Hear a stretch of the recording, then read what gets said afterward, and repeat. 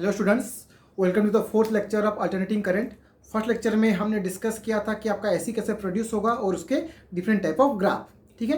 उसके बाद second lecture में हमने ये देखा था कि उसका एवरेज वैल्यू क्या होगा, आरएमएस वैल्यू क्या होगा। और थर्ड लेक्चर में हमने डिस्कस किया था R circuit, L circuit and C circuit, resistive circuit, capacitive circuit and inductive circuit, ठीक है। तो उसी को ही यहाँ पे कंटिन्यू करेंगे और देखेंगे R L circuit, R C circuit and L C circuit, ठीक है।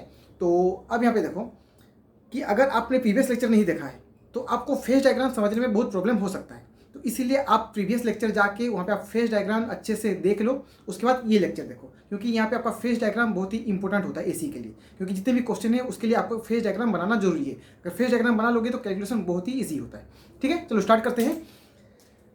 First RC circuit,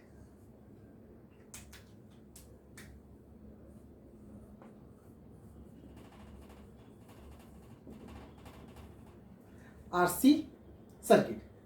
RC means one resistance and one capacitance. Both are connected in series to an AC source. You have an AC source. Let's suppose current in the circuit is I0 sin omega t. तो अब यहाँ पे देखो जो potential है, potential पे divide होगा आपका VR पे और रेजिस्टेंस पे होगा VR और कैपेसिटेंस पे होगा VC।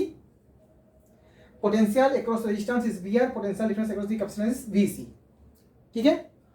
तो अब यहाँ पे ड्रॉ करेंगे हम फेज डायग्राम। तो फर्स्ट करंट हो गया आपका I0 sin ओमेगा टी। तो फेज क्या है यहाँ पे ओमेगा टी। तो मान लो कि ये हो गया आपका करंट। तो करंट का फेज क्या है ओमेगा टी। तो इस लाइन का फेज हो गया ओमेगा टी, ठीक।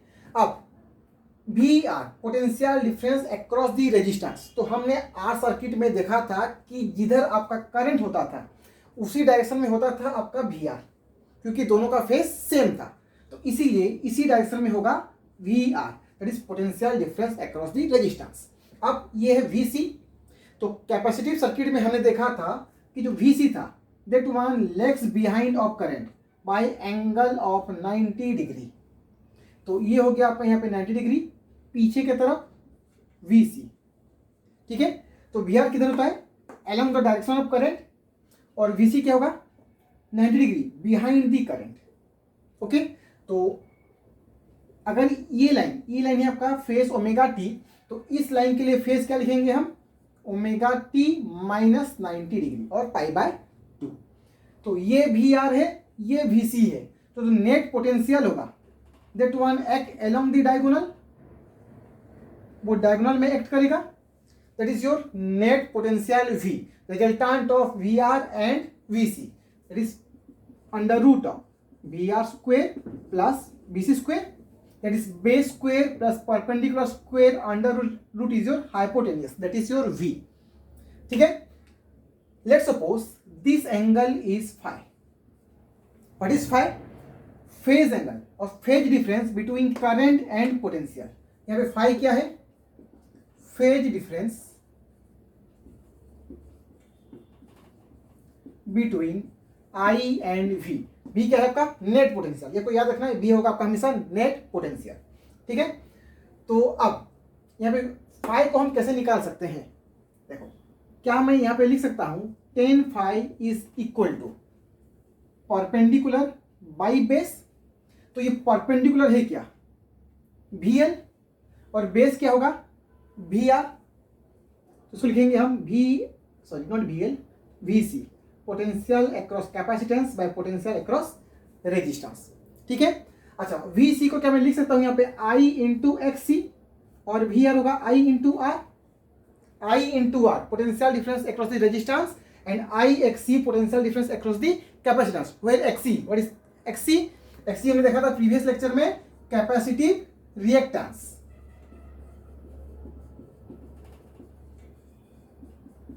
कैपेसिटिव रिएक्टेंस वैल्यू क्या था 1 बाई ओमेगा सी, फिर C is capacitance and omega था आपका एंगुलर फ्रीक्वेंसी। और you can write here omega is equal to 2 pi f, where f is your frequency और फ्रीक्वेंसी f है तो ओमेगा क्या होगा यहाँ पे 2 पाई f, ठीक है। तो अब यहाँ पे देखो, ये जो फेज डायग्राम है ये हमने ड्रॉ किया था in between current and potential, ठीक है। अगर इन प्लेस ऑफ बीसी, देखो in place of VC I can write I XC, in place of V R I can write I R. तो अभी आई को हटा दो, अभी यहां से आई को हटा दो, आई को हटा दो, कैंसिल कर दो, तो बचा क्या, XC by R. Tan phi is equal to XC by R. तो जो फेज डायग्राम है इसको हम लोग कैसे रिप्रेजेंट कर सकते हैं, in place of V R simply write R, in place of V C write XC, ठीक है। अब डायगोनल में होगा आपका इंपीडेंस जेड। देखो ये है रेजिस्टेंस और ये है रिएक्टेंस, ये भी रेजिस्टेंस की तरह बिहेव करता है, तो जो आपका नेट रेजिस्टेंस होता है उसे कहा जाता है आपका इंपीडेंस जेड, ठीक है। और ये सेम एंगल होगा आपका फाई।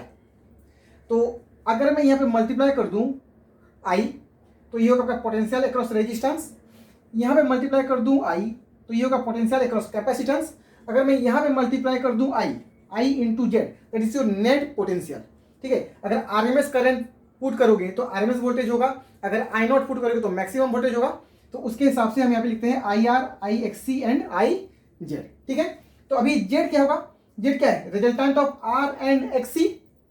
तो Z is equal to you can write under root of, resultant है आर और एक्सी का, तो ये होगा R square plus XC square, और इसे कहा जाता है इंपीडेंस। ये हो गया यहाँ पे इंपीडेंस।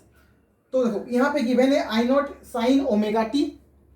तो अगर मैं कहा बोलूं कि जो पोटेंशियल है इसके लिए क्या होगा इक्वेशन, तो उसके लिए इक्वेशन होगा v is equal to V naught, मान लो v equal to V naught, that is your maximum potential, then phase sine, phase क्या होगा ओमेगा टी से कितना नीचे है, फाई एंगल नीचे की तरफ है, तो omega T minus of phi, ठीक है। ये हो गया आपका V naught sine omega T minus phi. तो अभी जो वी नॉट है, वी नॉट को क्या लिखेंगे, मैक्सिमम पोटेंशियल, तो मैक्सिमम पोटेंशियल यहाँ पे क्या होगा I naught and net resistance जिसे हम बोलते हैं impedance, impedance Z sine omega T minus of phi, clear. अच्छा अब देखो यहाँ पे मान लो कि हमारे पास है वी नॉट और हमें चाहिए आई नॉट।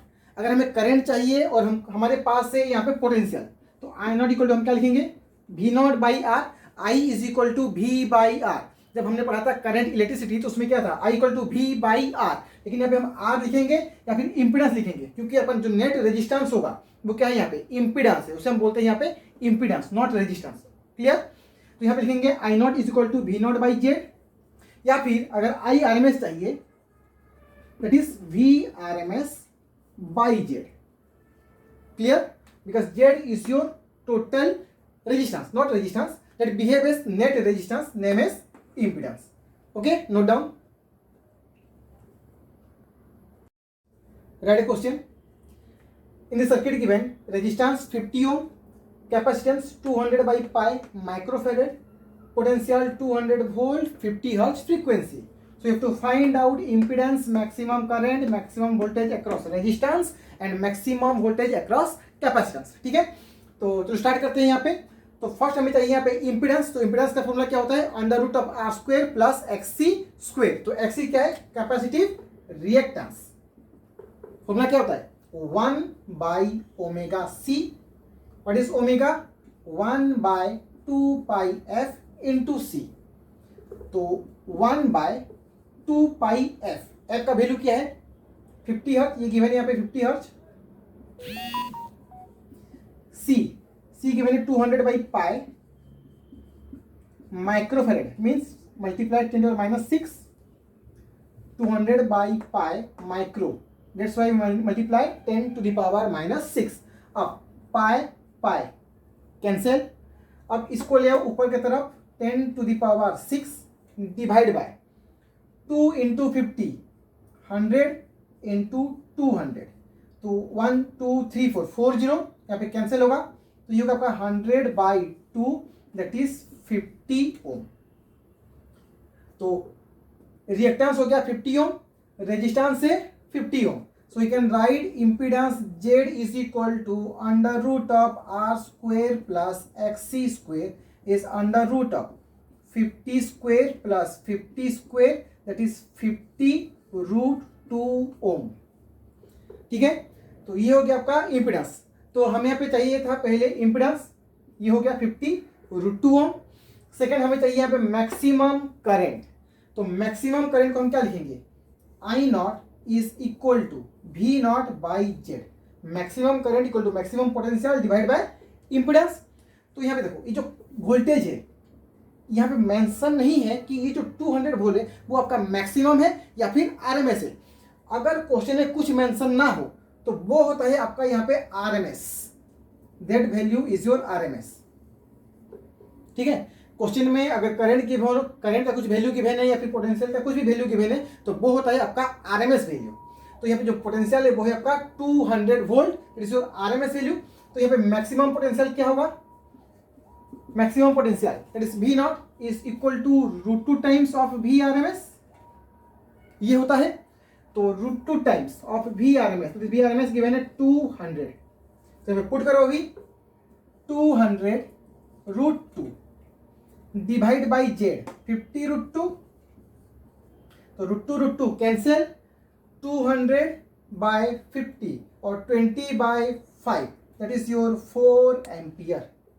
सो मैक्सिमम करंट यहाँ पे हो गया आपका 4 एम्पियर. अब नेक्स्ट क्या चाहिए, maximum voltage across R. So maximum voltage across R is equal to maximum current into R and maximum voltage across capacitance is equal to maximum current into XC. तो maximum voltage across resistance I naught into R. तो I naught क्या है 4, R कितना है यहाँ पे 50, that is 200 volt. यहाँ पे क्या होगा 4 इंटू अगेन 50, 200 वोल्ट. ओके, ये हो गया आपका आंसर. Note down. अब नेक्स्ट देखो एलआर सर्किट. ये था आपका RC circuit. Resistance and capacitance both are connected in series.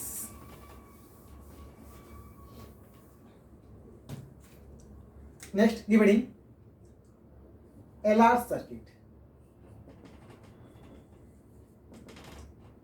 LR circuit बोलो या फिर आरएल सर्किट, मीनिंग सेम ही है.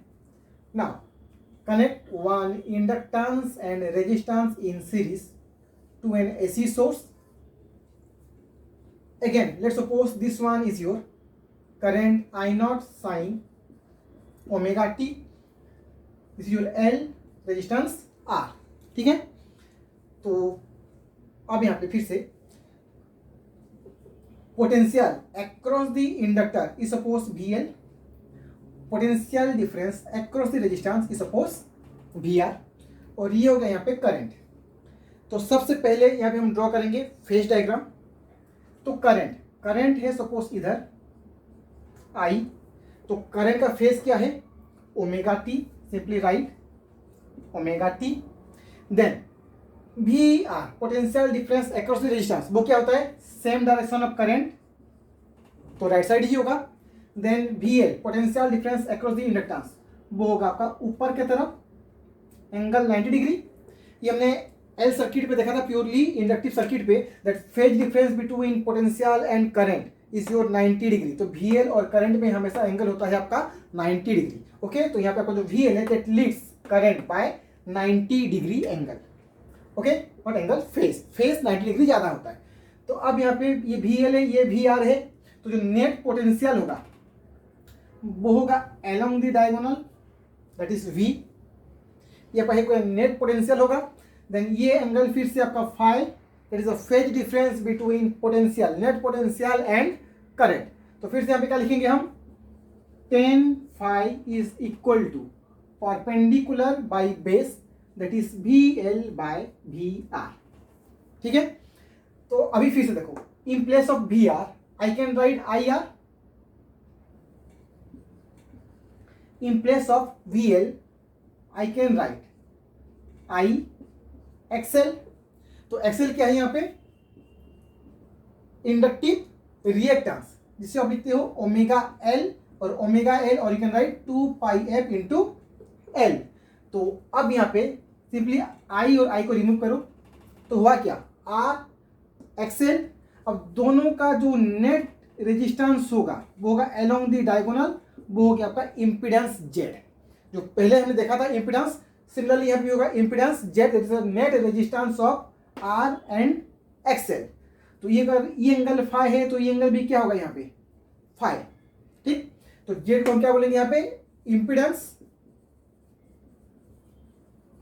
और ये क्या है आपका नेट और equivalent resistance, not resistance that is behave as resistance, that is net resistance behave like that resultant of R and XL. तो क्या होगा ये, under root of R square plus XL square. ठीक है, अच्छा, tan phi VL by VR, और again you can write tan phi is equal to XL by R, XL by R। ठीक है, तो ये हो गया आपका,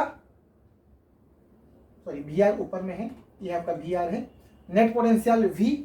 तो फिर से अगर मैं यहाँ पे कहूँ कि मैक्सिमम पोटेंशियल क्या होगा, अगर मुझे मैक्सिमम पोटेंशियल लिखना है तो नॉर्मली पोटेंशियल होता क्या है आपका I इंटू आर, तो यहाँ पे होगा आपका maximum current into net resistance, जो इम्पीडेंस जेड। अगर होता आरएमएस तो आई आरएमएस इंटू जेड। ठीक है, अच्छा, अगर मैं सिंपली वी लिखूं तो वी को क्या लिखोगे, V maximum sine. Now phase, अब वी का फेज क्या होगा, अगर मैं कहूं करंट का फेज है ओमेगा टी, तो पोटेंशियल का फेज क्या होगा, पाई एंगल ज्यादा होगा, तो यहाँ पे क्या लिखोगे, phase of this line is omega T plus five, omega T plus five. ठीक है, और डी मैक्सिमम क्या है आपका, I maximum into Z. Okay, note down. देखो एलसी सर्किट,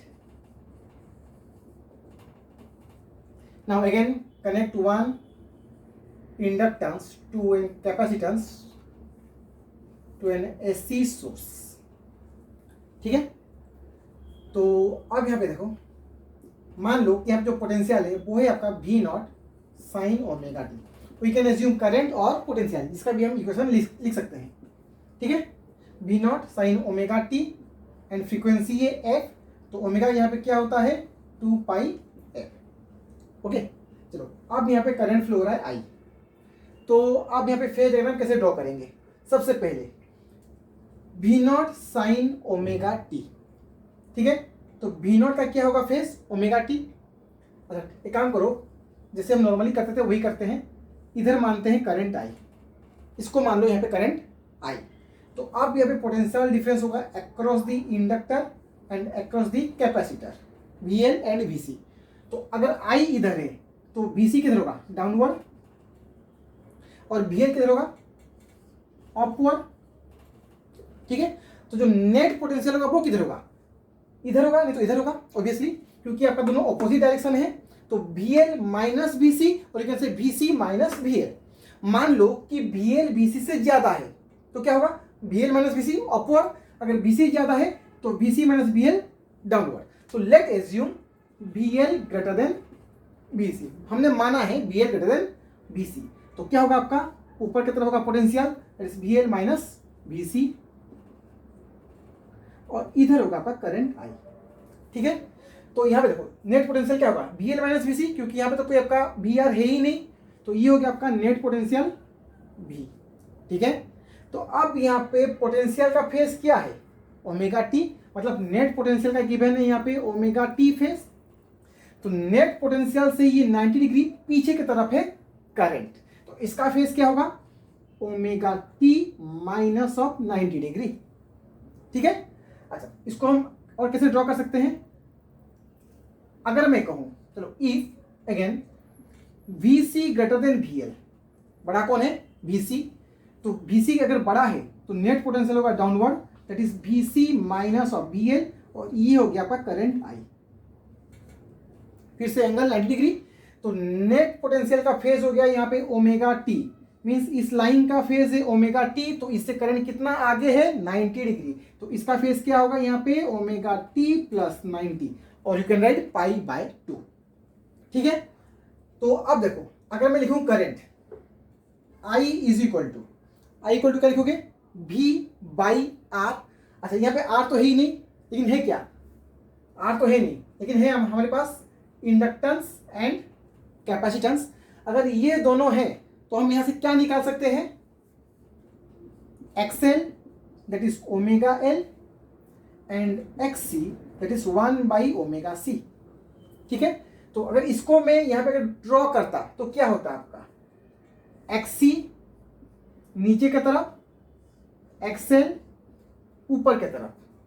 तो फिर से लिखते हैं आप XL माइनस XC और XC माइनस XL, वो होता है यहाँ पे इम्पिडेंस। तो यहाँ पे जो इम्पिडेंस होगा Z, उसका क्या लिखोगे, you can write XL minus XC।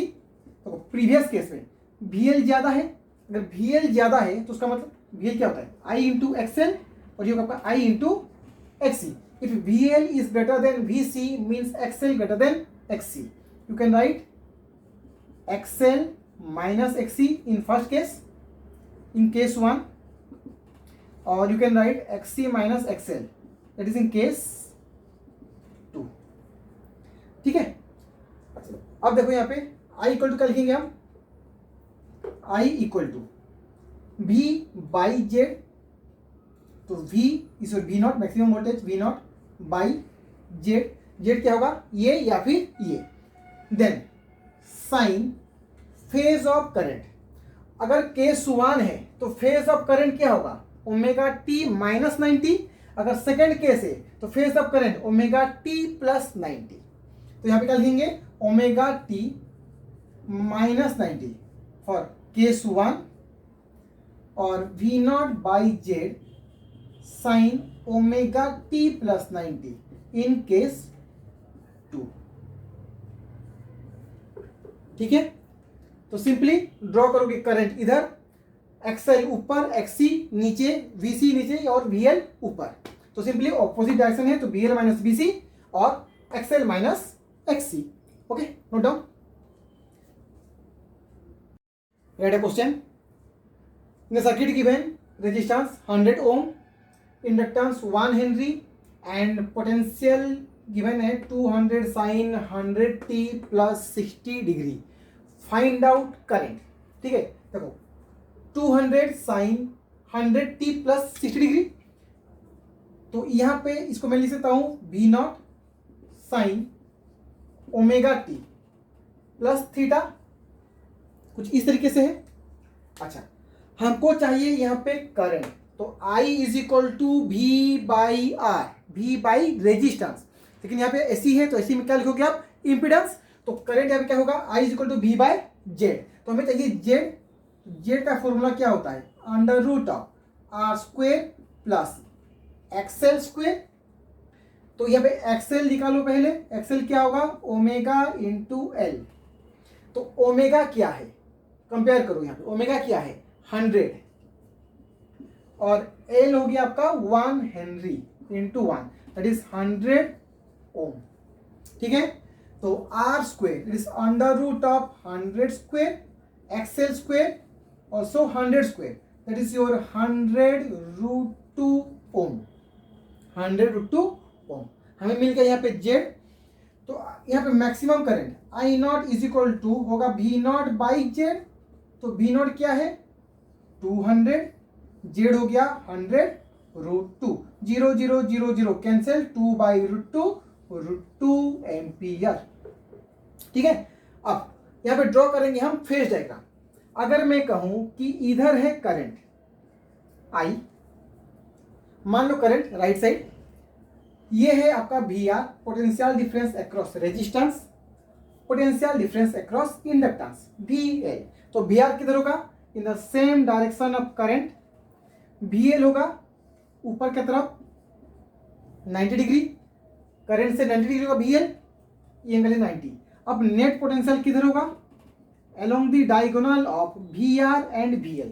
तो जिधर VR होता है और VL कि डायगोनल में होगा आपका net potential V, net potential V। तो अब यहाँ पे जो फेज है,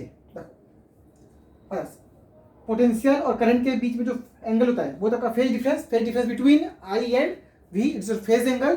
तो फाई को कैसे निकालोगे अभी यहाँ पे, we can write tan phi is equal to VL by VR, VL by VR, और you can write XL by XR।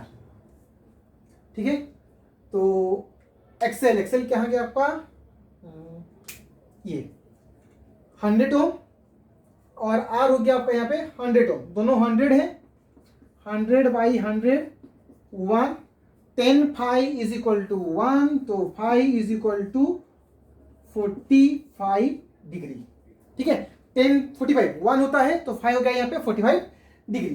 तो अब यहाँ पे करंट को क्या लिखेंगे, current I is equal to I naught sine के बाद क्या होता है फेज, तो यहाँ पे आई नॉट का फेज क्या होगा, करंट का फेज क्या होगा, देखो V का फेज, पोटेंशियल का फेज क्या है यहाँ पे 100t प्लस 60, मतलब ये जो लाइन है, ये लाइन V का जो लाइन है उसका फेज होगा यहाँ पे 100t प्लस 60। तो इस फेज से करंट कितना नीचे है, फाई एंगल नीचे की तरफ है, तो ये जो लाइन है इसका फेज क्या होगा 100t प्लस 60 माइनस 45 डिग्री नीचे है ना, तो फेज ऑफ, ये होगा आपका phase of potential minus phi, that is 45 degree. तो यहाँ पे क्या लिखोगे, फेज हो गया आपका 100t plus 60 minus 45। Okay, that is I naught क्या है यहाँ पे √2 sine 100t plus 15 degree over, note down.